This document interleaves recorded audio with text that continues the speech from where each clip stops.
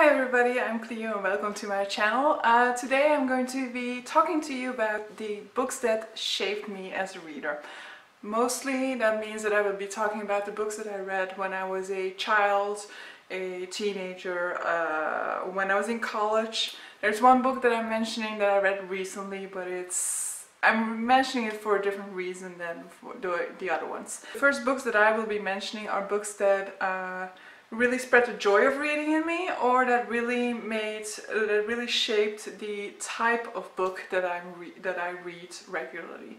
The first book that I will be mentioning, well, first I should mention the first books that I will be mentioning, the first four. I'm not sure about the chronology there of when I read them. I think the first one is probably the first one that I've read out of these four, but the three other ones have been more important to me in terms of what I read, but the first one is necessary for me to mention because it's one of my favorite books when I was a child, and so I definitely feel like it had a huge role in making me the avid book reader. I'm not the typical bookworm that started out super early, that devoured everything like from Matilda, from Roald Dahl and things like that. When I was a small child, I didn't necessarily like reading that much. I'm somewhat willing to blame this on the school education that put a lot of stress on reading speed, and I'm not a fast reader, but maybe it's totally not that. But the first book that I'm mentioning is a adventure story. It is a Dutch novel, but before filming this I checked it and it does exist it is available in English, so I hope some of you might actually pick it up, because I would be super excited to talk about this to people, because even in Belgium I feel like not a lot of people read this book when they were small, and not a lot of people when they are adults suddenly pick up a book that was for 10 or 11-year-olds, so hopefully you guys will. And the first one that I'm mentioning therefore is The Letter for the King by Tonke Dragt. I absolutely love this cover. It's just so beautiful with the colors. It has a sequel, as you can see behind it, but the first one really is the one that is worth mentioning here. So the premise of the book is we have this young page who is about to become a knight. The night before they are knighted, pun intended, they are sent to a chapel to reflect on the type of knight that they want to be and what they have learned while they were pages. And so they have to spend the entire night in silence in the chapel. Even though they are a group of kids, they cannot talk to each other, and they have like a candle in front of them that they need to make sure that it remains lit. So all these boys are together, and at some point somebody knocks on the door. Now everybody's kind of secretly been expecting this, so they're all just happy that it's over with, because they were expecting to be tested at some point. However, a couple of minutes later, the same person knocks on the window behind our main character, which is called Theory, which is not the correct pronunciation, but it's the way I pronounced it when I was 10 or 11. And so he starts saying these desperate things like, please help me, it's really important, and Theory decides to go out. One of the boys also sees him going out, so in principle he cannot return and become a knight because he has broken his vow and he's not completed his vigil. The man standing outside is also a page. He's a page to knights. I don't remember the circumstances of why the page himself could not fulfill the assignment, but he told Theory that he needs to deliver this letter that he has in his possession to that knight. The knight is located like the next town over or something like that, and so Theory is thinking, okay, I can do this and get back before first light, and the boy who saw me is a good friend, so maybe he won't say anything.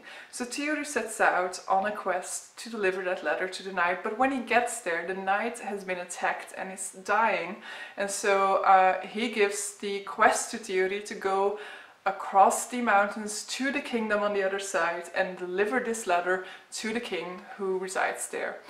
Theory is chased throughout the entire book by the Red Knights, which you can see here. I hope this is somewhat clear. No, it's not. So he needs to deliver it to the Red Knights, who are constantly chasing him throughout the book and who want to get their hands on that letter. We do not know the contents of the letter, neither does Theory, but he sets out, and it's a great adventure story of knights and ladies. There's also an important role for a lady, and it was just wonderful. I watched the movie recently, but the movie is in the original language, which is Dutch from the Netherlands, and yeah, they pronounce the name of the character differently, which of course will be the correct way to pronounce the character, but try telling that to the 10-year-old child that is still living inside of me, because it bothered me to no ends. But pick it up. I would be so happy to be able to talk to somebody about this book and to know whether the English translation is worth anything.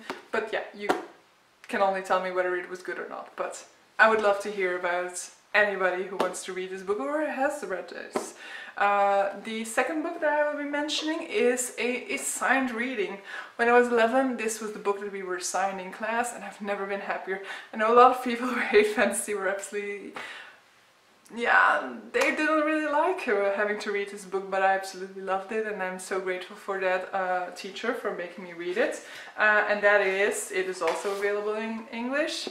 How to Become a King, it is called in English. In Dutch, De Koning van Katoren by Jan Terlouw. How to Become a King is, yeah, it's my first adventure into fantasy, I think. I'm not sure there what the exact timing was of all of these books, but I still refer to it as the book that made me read. I devoured this book, read it again a couple of times at that period. I also read it again a couple of years ago, and yeah, it does not age well. It's very much a children's book now, but maybe this is also because I just had such high anticipation about it. You know, I loved it when I was a child, and I was probably just expecting to love it again. And yeah, it really is written for children. But so it's a book about this boy called Stash, who I think his uncle sets him up to be like a candidate to become the king, and the ministers of the fictional kingdom in which this book is situated tell him that he needs to fulfill a number of tasks. It's a bit like the Hercules story, in which he has to fulfill certain tasks. This is a bit like the same concept, and if you can see it, you can have this wonderful map in here. There's all of the different towns in it, so every picture represents one of the tasks that he has to do. The ones that I remember are in there as well. Here's like a multi-headed dragon-esque creature, and this is there. And here you have the birds of Decibel, which I definitely do remember. So in that task, he has to go to a town called Decibel. You can already imagine it's something to do with sound. So the inhabitants of the town are plagued by birds that are screeching in excruciating heights. And so the residents of the town are wearing like stuff in their ears in order not to hear it, or otherwise they would suffer from hearing loss. And so Stash is sent down there to solve the case. And so it's a wonderful story of the inventiveness of this little boy Stash in solving a lot of these cases. It's wonderful. Apparently it has a sequel, but I'm not going to read it because, yeah, rereading this was already a bit of a disappointment, and I just want to keep the memory safe in my head, and so I'm no longer going in there. The third book that I'm mentioning is a German book, but it has an English language adaptation, so I'm pretty sure it's also well known in the English language, and that is The Neverending Story by Ende. So The Neverending Story is a book about a young boy called Bastian. I'm not sure whether this is what it's called in English, maybe not, because it doesn't sound very English. But so in this version he's called Bastien, and he's like a shy kid, he's being bullied, and so one day when he's being chased by his bullies he hides in a bookstore, and there he stumbles upon a book called The Neverending Story, and he starts looking into it, but the book owner chases him away and is very reluctant to let him see this book or buy this book, and so I think he steals it actually. And then one day after school, when he's also hiding from his bullies, he makes his way up to the basement of the school and he starts reading it there. What I really like about this book is that it uses two types of fonts. So in the start of the book, the font is in red, so this means that we are in reality, in the timeline and the story of Bastien himself. And then when we step into the world of the Neverending Story, it turns to blue. It also has wonderful illustrations. So Bastien starts reading this story and he somehow gets sucked into the story, he becomes a part of the story. It's a wonderful book, it's very magical, but not like magical in the sense of witches, wizards, elves or something like that. It's very much more like in the style of Alice in Wonderland, where there's this like crazy imaginative elements that really nobody else is using. So just for that it's already a wonderful book to pick up, just to have sort of different fantasy experience. I absolutely loved it back then. I was not originally planning to use this, so it might be less important to me than the other three that I'm mentioning in this beginning part, but when I saw it I said, okay, this needs to be in there as well.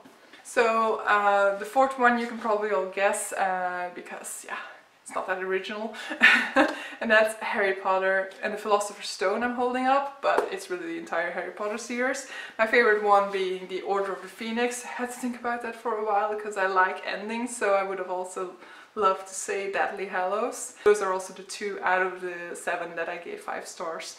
But I'm mentioning this one because this one is the one that I read at that time and the one that started it all. So I'm not entirely sure when I read it. It came out in Dutch I think when I was 10, but I think I read them when I was 11. I read the first and the second one together and I got the third one when I was 11 as well. But yeah, I was hooked. This is my genre, fantasy. It was clear from the get-go. I'm not gonna give you the entire premise because it would just be like 4 extra minutes of me talking about a book that everybody already knows. If you don't know about it, definitely check it out. But like, yeah, you don't need to give a lot of the story in order to get people to read it. I think it's just an iconic book and it's wonderful. It's wonderfully inventive, it has wonderful characters, there's a wonderful build-up throughout its history. So I'm part of the Harry Potter generation, so for me maybe because of that it's also more important than maybe for youngsters nowadays, because I had to wait for it every single year and I kind of grew up with it, you know. I read the first one when I was 10 or 11 and the final one came out some of the first years when I was in college, but so yeah, all through my middle school, high school period I read Harry Potter and I grew up alongside Harry Potter, Hermione and Ron. So for me it definitely has a different aspect than maybe for everybody else. But yeah, I reread them quite often. I've started rereading them a lot again because I fell back a bit, but yeah, I absolutely love these books. And I currently finished rereading The Chamber of Secrets, and I will be picking up the next one, Prisoner of Azkaban, soon. The next book that needs mentioning is we're now starting on the middle school, high school part of my journey. Well, Harry Potter already took us there a bit, but now we're definitely in that zone. So it's in this period I started reading a lot more English. Well, not English literature. I started reading a lot more in English, though I still read a lot of Dutch, especially since I had assigned reading that was always in Dutch. But it's also the period when I was forced to read a lot more adult fiction, and some of this was horrible, but I definitely need to mention 2 books that were absolutely worth it. The first one that I will be mentioning is The Alchemist by Paulo Coelho, but mind you, I do not remember what it was about. It's horrible, and then when I read some premises on the internet, it really didn't tell me much more, except for this part of a boy called, I want to say Salvador, but I'm not entirely sure, who goes on a quest of exploration, so it really doesn't say anything. But yeah, I loved it. It was the first book that really made me feel the power of adult fiction, not saying that fantasy or any other genre did not have a certain power to them, but up until then adult fiction for me was associated with boredom. So that's the first time that I really realized that adult fiction can definitely be worth it. I definitely need to pick it up at some point and reread it. It is now available in this beautiful celebratory edition for its, I don't know how many it's birthday, but I'll try to post it somewhere in here. But yeah, I need to reread it because it's so sad that I don't remember what it was about. Well, it was one of the books that I still mention as being one of the first books I absolutely loved. The second book in that period is Blindness by José Saramago. This is a originally Portuguese book. It really is a wonderful book, and I really mean this. I read it back then, I think when I was 15, 16, something like that, and I still remember what it is about basically. Not all the particulars, of course, but so that's saying a lot because I have a horrible memory. The premise of this book is they were in this normal society, this everyday society, and then one day people start going blind out of the blue. And it's just like one person one day, and then it starts getting more and more.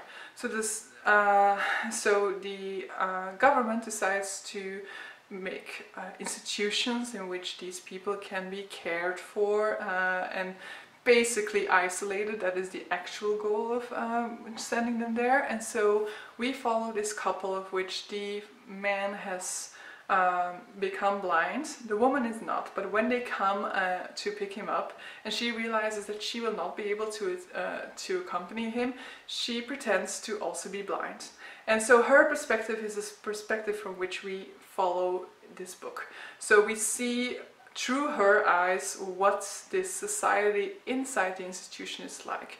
So the guards that are posted outside basically do nothing to try and keep people organized, keep people calm, because they are too afraid to catch it, to also become blind. What we get is sort of like a new government inside that institution. So a certain group will start to like take power and make people do chores for them, make people do whatever it is that they want them to do in order for them to get the food rations that the outside world is providing them with. And that faction is governed, and this is really brilliant, that faction is governed by a guy who was already blind. So he has the advantage of not being as lost as all of the rest are, you know. He knows how to survive being blind, he knows how to take care of himself, and thus it is easy for him to take control over these people who are really looking for somebody to guide them. We follow also we also take the story a little bit outside of this institution at a later point, but it's a very interesting reflection on what would happen. How does our society deal with these things if something as essential as our sight falls away? What would happen to us? It is, I mean, I need to warn you, it is very violent, sexually violent as well. If you've seen the movie and you already think you know what I'm talking about, it really is a lot worse in the book. You know, the movie did not wish to cross certain boundaries, I think, and the book definitely crosses them. So if you've seen the movie and you're in no way inclined to go further into the horrible parts of the story, beware, the book is not for you, because the book really pushes that a lot further, or because it is a book it comes in more strongly. I don't know exactly which one of them, but it is stronger in the book.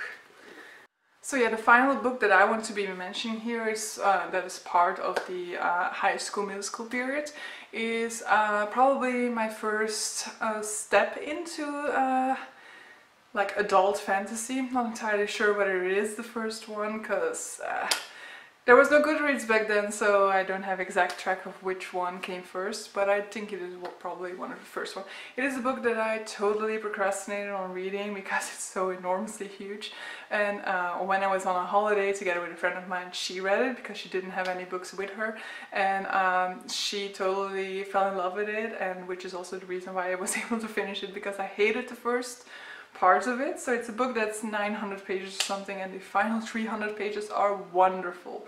So I know that's not sounding super good, but in reality, yes, I had to push through 600 pages of being like, eh. but because my friend was saying that the ending was so wonderful, I kept with it, and I'm so happy I did, because really that was such a great ending. The book that I'm talking about is Jonathan Strange and Mr. Norell by Susanna Clarke. The premise is we follow these two wizards. Mr. Norell is the first one that we see, and he's kind of like he's the older wizard, and he's the theoretical wizard who reads a lot of books and who understands the theory behind magic very well, but he doesn't execute a lot of magic. He doesn't really practice magic a lot. And then you have the second one, who is Jonathan Strange, who's kind of his apprentice for a while, but the two really clash because they have totally different views on magic. So Jonathan Strange is more of an experimentalist. He practices his magic a lot, and he also goes off to the war to try and help out the troops using his magic. There's also a dark character that we're following, which is a type of fairy creature, which to me was the most interesting part, and his storyline really kicks in the third part of the book. But yeah, as you can see, it's enormous. So if you're into adult fantasy, you're used to this, I should actually really reread it to see whether these first 600 pages would still be horrible if I reread it now. Maybe I should also just not read any of the footnotes, because that really slows down the pace a lot. But if you've read this recently, please let me know what you feel about it, because maybe it was just me transitioning towards adult fiction at that time and therefore not being prepared for this book at the time that I was reading it. Or maybe it really is a struggle the first 600 pages, but in any case I would still highly recommend it, because the 300 pages that are finished at the end of this novel are wonderful, and absolutely, I mean that completely sincerely, wonderful. The final book that I want to be mentioning in sort of the list of books that shaped my my literary canon, as to say, by which I mean like the genres that I really like reading and that I read a lot, is a book that I read in college. I read multiple books in this genre in college. This is one of the first one that really made me enjoy the genre. There were others that I read before it, but this is the one that made me say, yeah, I like it and I should read more of this.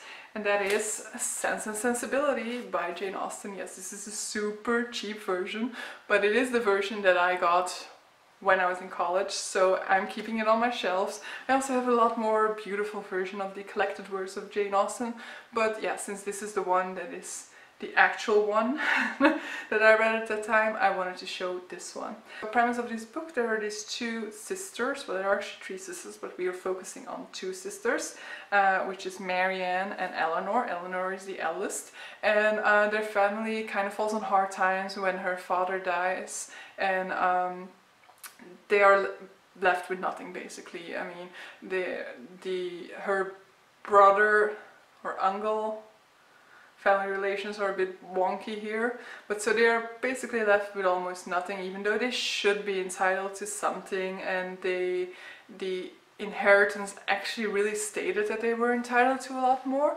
but so they are basically left semi-penniless, not really penniless, but for women who could not earn a living, it was close to being penniless. So they need to go in search of a new place to live. At first they do stay at that place while the new family is moving in, and that is when Marianne meets the youngest son, and things start developing.